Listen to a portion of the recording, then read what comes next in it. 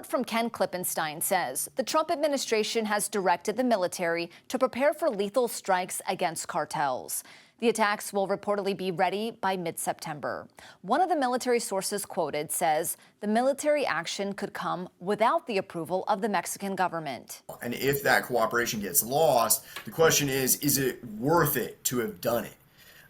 Is targeting one high-value target, or even a few, or even 10, or many high-value targets, is that worth the loss of Mexican cooperation on a whole plethora of other issues? It's unclear what the military attacks would look like and whether there would be actual U.S. military boots on the ground in Mexican territory. A separate report from the New York Times reveals the CIA has increased reconnaissance operations over Mexico with drones. Any country would find it inappropriate if foreign soldiers without permission were being actively deployed on their territory. It says a whole bunch of things. There are, however, models for success, ways in which this can be done legally without violating Mexican sovereignty. Finding and taking down Mexican cartels has been a priority for President Trump.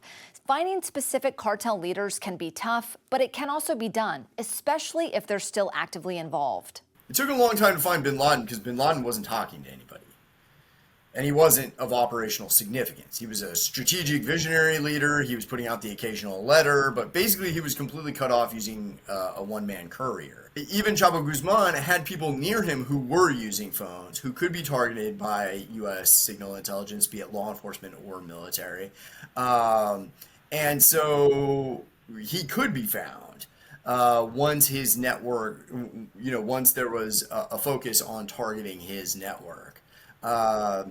And we could see this for a lot of high-value targets. It's unclear exactly what the U.S. strategy is at this point when it comes to military action against cartels, but Dr. Jones says the strategy is the most important part. I have no doubt that if the United States were to send in, say, special operations raids of some kind, I have no doubt that anywhere they go, they will defeat Mexican cartels.